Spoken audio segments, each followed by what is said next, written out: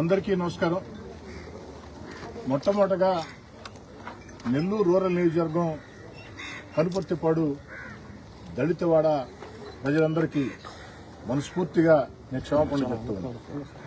ఎందుకు ఈ దళితవాడ ప్రజలకి క్షమాపణ చెప్తున్నానంటే, ఈ 2 ఏళ్లు తెలుగుదేశం పార్టీ కూటమి అధికారంలోకి వచ్చిన తర్వాత చంద్రబాబు నాయుడు గారు ముఖ్యమంత్రిగా, ఏదైతే రాష్ట్ర ముఖ్యమంత్రి చంద్రబాబు గారు, ఉప ముఖ్యమంత్రి పవన్ కళ్యాణ్ గారు, యువనేత నారా లోకేష్ గారు, అదేవిధంగా పార్లమెంట్ సభ్యులు వేమిరెడ్డి ప్రభాకర్ రెడ్డి గారు, రాష్ట్ర మున్సిపల్ శాఖ మంత్రి పొంగూరు నారాయణ గారి సహాయ సహకారాలతో, అధికారుల సహాయ సహకారాలతో నెల్లూరు రూరల్ నియోజకవర్గంలో అభివృద్ది పనులు పెద్ద ఎత్తున వాడవాడలా జరిగాయి, జరుగుతూ ఉన్నాయి.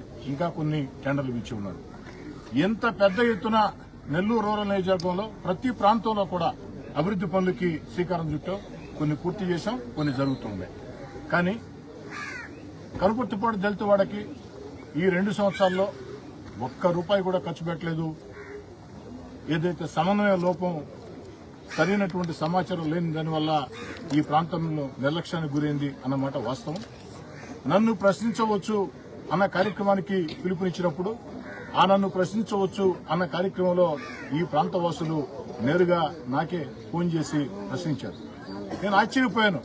అలా జరగదు అంటే వాళ్ళు చాలా స్పష్టంగా చెప్పారు, సార్, తెలుగుదేశం పార్టీ కూటమి అధికారంలోకి వచ్చిన తర్వాత మా కనుపర్తిపాడు గ్రామంలో అటు ఎస్టీ కాలనీ గాని, ఊర్లో గాని అన్ని ప్రాంతాల్లో కూడా అభివృద్ది పనులు జరిగాయి, మేము కాదంటం లేదు. కానీ మా దళితవాడలో ఒక్క రూపాయి కూడా ఈ 2 ఏళ్లలో ఖర్చు పెట్టలేదు. గతంలో మీరు ఖర్చు పెట్టి ఉన్నారు తప్ప ఈ 2 ఏళ్లలో ఖర్చు పెట్టలేదని చెప్పారు. దాని మీద విచారణ జరిపిస్తే వాస్తవమే తెలిసింది. అందుకే ఆ రోజే అటు నేను గాని, నా తమ్ముడు కోటమిరెడ్డి గిరి గాని మనస్ఫూర్తిగా కనుపర్తిపాడు దళితవాడ ప్రజలకి క్షమాపణలు చెప్పి, కేవలం క్షమాపణలు చెప్పి చేతులు దురుపుకున్నాం అనే పద్ధతి కాకుండా అక్షరాల 74 లక్షల రూపాయలు, సుమారు 74 లక్షల రూపాయలతో ఈ ప్రాంతంలో అభివృద్ది కార్యక్రమాలకి ఈ రోజు మనం శంకుస్థాపన చేసుకున్నాం.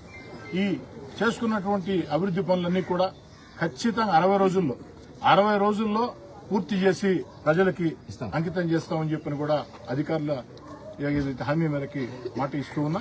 అదేవిధంగా ఈ యొక్క అభివృద్ది కార్యక్రమాలకి నెల్లూరు రూరల్ నియోజకవర్గంలో ఈ రోజు నుంచి మరో 2 నెలల పాటు, అంటే రాబోయే 60 రోజుల్లో నెల్లూరు రూరల్ నియోజకవర్గంలో ఎక్కడ ఏ అభివృద్ది కార్యక్రమం ప్రారంభోత్సవం జరిగినా, శంకుస్థాపన జరిగినా ఆ యొక్క చోట ముఖ్య అతిథులు, ప్రారంభికులుగా అటు మహిళా నేతల్ని ఆహ్వానించాలనే ఉద్దేశంతో జనసేన, బీజేపీ, తెలుగుదేశం, అదేవిధంగా తటస్థులైనటువంటి మహిళా నేతలు, లేదు పార్టీలకు అతీతంగా కలిసి వస్తాం అభివృద్ది కార్యక్రమాలు అనుకునే ఎవరినైనా సరే ప్రత్యేకంగా ఆహ్వానించి ఈ యొక్క అభివృద్ది పనుల కార్యక్రమాల్లో ఆ యొక్క మహిళా నేతల్ని భాగస్వాములు చేయాలని చెప్పని వారి చేత ప్రారంభింపజేయాలని.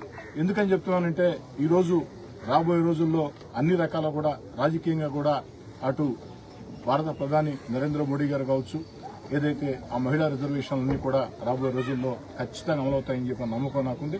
ఇప్పటికే మహిళా సాధికారిత అన్ని రకాల కూడా ప్రోత్సహిస్తూ ఉన్నారు. మరీ ముఖ్యంగా యువనేత నారా లోకేష్ గారు మొన్న మహానాడులో ఒక పిలుపునిచ్చారు. ఏదైతే మహిళలకి భాగస్వామ్యం కల్పించి తీరుతాం, ఒకవేళ దేశంలో చట్టం వచ్చినా చట్టం రాకున్నా చట్టం కోసం అన్ని రకాల ప్రయత్నాలు చేస్తాం. కానీ కొన్ని విపక్షాలు కలిసి రావటం లేదు. ఇలా కలిసి రాకున్నా, చట్టం కాకున్నా కూడా ఖచ్చితంగా ఆంధ్రప్రదేశ్ లో ఆ యొక్క మహిళలకి 33% చట్టసభల్లో రిజర్వేషన్లు కల్పిస్తాం అని చెప్పని లోకేష్ గారు చాలా స్పష్టంగా చెప్పారు. ఇది ఒక మంచి పరిణామం. ఈ దేశంలో ఉండే రాజకీయ పార్టీలకి అన్నిటికీ కూడా నారా లోకేష్ గారు ఒక దశ దిశ నిర్దేశం చేశారు. ఒక అజెండాను మొత్తం కూడా ఇది జరిగి తీరాలా అన్న ఆలోచనని బలంగా దేశంలో ఉండే అన్ని రాజకీయ పార్టీలకు కూడా ఒక ఆదర్శంగా ఇచ్చారు. అందుకే నారా లోకేష్ గారి ఆకాంక్షల మేరకి ఏదైతే రాష్ట్ర ముఖ్యమంత్రి చంద్రబాబు నాయుడు గారు, ఉప ముఖ్యమంత్రి పవన్ కళ్యాణ్ గారు వీరి యొక్క ఆకాంక్షల మేరకి నెల్లూరు రూరల్ నియోజకవర్గంలో అటు జనసేన, బీజేపీ, తెలుగుదేశం ఆ యొక్క మహిళా నాయకత్వాన్ని పూర్తి స్థాయిలో ప్రోత్సహించాలని, ఇంకా తటస్థులైనటువంటి మహిళల్ని రాజకీయాల్లోకి ఆహ్వానించి వారిని ప్రోత్సహించాలని ఈ కార్యక్రమానికి శ్రీకారం చుట్టడం జరిగింది. ప్రతిరోజు కూడా ఈ రోజు నుంచి రాబోయే 60 రోజులు కూడా నెల్లూరు రూరల్లో జరిగే ప్రతి అభివృద్ది కార్యక్రమం, అది ప్రారంభోత్సవం, శంకుస్థాపన తేడా లేకుండా అవన్నీ కూడా మహిళా నాయకుల చేత చేయిస్తామని, మొట్టమొదటగా జనసేన వీర మహిళల చేత దీన్ని ప్రారంభించాలని చెప్పని ఆలోచన చేసి ఈరోజు జనసేన వీర మహిళలు కోలా విజయలక్ష్మి గారు, అదేవిధంగా నందిని యాదవ్ గారు, వారిద్దరూ ప్రత్యేక అతిథులుగా దీనిలో పాల్గొని ఈ యొక్క శంకుస్థాపన కార్యక్రమాన్ని చేపట్టడం జరిగింది. రాబోయే రోజులు మరో వారం రోజుల పాటు కూడా అనేక మంది వీర మహిళలు, జనసేన మహిళా నాయకురాల చేత ఒక వారం పాటు ఆ యొక్క ప్రారంభోత్సవాలు శంకుస్థాపనలు చేయించి, ఆ తర్వాత బీజేపీ మహిళా నాయకురాల చేత శంకుస్థాపన చేయించి, ఆ తర్వాత తెలుగుదేశం పార్టీ మహిళా నాయకురాల చేత మొత్తం రూరల్ నియోజకవర్గంలో వచ్చే 60 రోజుల పాటు కూడా తటస్థులైన మహిళల్ని వివిధ రంగాల్లో, సేవా రంగాల్లో అనేక చారిటీ ట్రస్టులు ఏర్పాటు చేసి ప్రజలకు సేవలు అందిస్తున్నటువంటి మహిళా నాయకులను కూడా ఆహ్వానించి వారిని కూడా గౌరవించే రీతిలో ముందుకు సాగుతామని చెప్పి తెలియజేసుకుంటూ, ఈ యొక్క కనుపర్తిపాడు దళితవాడకి ఈ నిధులతోనే, ఈ 75 లక్షలతోనే అన్ని పూర్తవుతాయంటే పూర్తి కావు, ఇంకా చేయాల్సిన చాలా ఉన్నాయి ఖచ్చితంగా. అందరికీ నేను మనవి చేసేది ఒకటే, నెల్లూరు రూరల్ నియోజకవర్గంలో పూర్తి స్థాయిలో ఎక్కడా కూడా ఏ సమస్య లేదు అని చేయాలంటే 2,500 కోట్లు ఎదురు కావాలి. అక్షరాల నెల్లూరు రూరల్ నియోజకవర్గంలో అన్ని పనులు, అన్ని రోడ్లు, అన్ని కాలువలు, అన్ని మంచినీటి పైప్ లైన్లు పూర్తి చేయాలంటే అక్షరాల 2,500 కోట్లు కావాలి. కానీ ఈరోజు ఈ 2 ఏళ్లలోనే రికార్డు స్థాయిలో చంద్రబాబు నాయుడు గారి ఆశీస్సులతో దాదాపుగా 700 కోట్ల రూపాయల నిధులతో ఈ యొక్క అభివృద్ది పనులు కొన్ని పూర్తయినాయి, కొన్ని జరుగుతున్నాయి. మరీ ముఖ్యంగా కనుపర్తిపాడుకు సంబంధించి ఏదైతే ఆ ఫ్లైఓవర్ ఉందో మీకు అందరికీ తెలుసు. ఆ ఫ్లైఓవర్ లేక అనేక సంవత్సరాలుగా ఇన్ని ఇబ్బందులు పడుతున్నాం. ఆ ఫ్లైఓవర్ నిర్మాణ పనులు జరుగుతున్నాయి. మరో 2 నెలల్లో ఆ ఫ్లైఓవర్ కూడా పూర్తవుతుంది. ఇంకా కూడా కనుపర్తిపాడులో మిగతా ప్రాంతాల్లో కూడా సమస్యలను గుర్తించి రాబోయే రోజుల్లో దశల వారీగా ఎక్కడైతే నిధుల సౌలభ్యతను బట్టి, నేను ఒక్కటే చెప్తున్నా, నా ఆకాంక్ష ఒకటే, నెల్లూరు రూరల్ నియోజకవర్గంలో ఎన్నికలు లేని వేళ రాజకీయ జెండాలు, రాజకీయ వాదాలు, రాజకీయ విభేదాలకి దూరంగా అభివృద్ది అజెండాగా 2 ఒకటి, ఇంత కష్టకాలంలో కూడా చంద్రబాబు నాయుడు గారు అందిస్తున్నటువంటి సంక్షేమ పథకాలు అర్హులకు అందాలా. రెండోది, స్థానిక శాసనసభ్యుడిగా ఎక్కడికక్కడ అభివృద్ది కార్యక్రమాలను వీలైనంత ఎక్కువ చేయాలా అన్న తాపత్రయంతో పనిచేస్తానని చెప్పిన మాట ఇస్తూ మీ అందరి వద్ద సెలవు తీసుకుంటూ ఇప్పుడు కోలా విజయలక్ష్మి గారు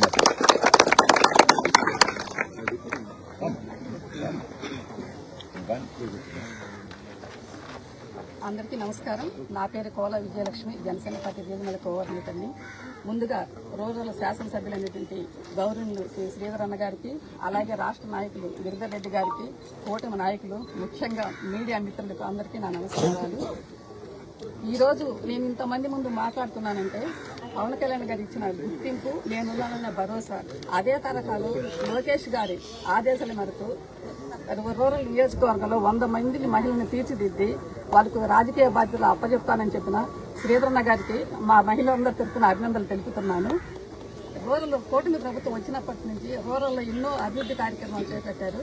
అందులో ప్రతి కార్యక్రమం నన్ను భాగస్వామ్యం చేస్తున్నందుకు అన్నకు అభినందనలు తెలుపుతున్నాను. నేను రూరల్ ప్రజలు ఎంత నమ్మకంతో కోటమిరెడ్డి అన్నకు ఓటేశారో అంతకు రెట్టింపు బాధ్యతతో రూరల్ అభివృద్ధి చేసి ప్రజల ఆశీస్సులు అన్న పొందుతున్నారు. రాబోయే ఎలక్షన్లో కూడా కూటమి ప్రభుత్వం అభ్యర్థులు ఎక్కడైతే నిలబెడతారో వాళ్ళందరికీ మనం సపోర్ట్ చేసి మళ్ళీ ఇంకొకసారి ఐకమత్య మహాబలం అని మనం నిరూపించుకున్నాము. ఇంతకు ముందు రోజుల్లో మహిళలకు రాజకీయాలు అవసరం అనేవాళ్ళు, ఇప్పుడు రాజకీయాలకు మహిళలు అవసరమనే రోజులు వచ్చాయి. అదంతా ప్రధానమంత్రి నరేంద్ర మోడీ గారు, నారా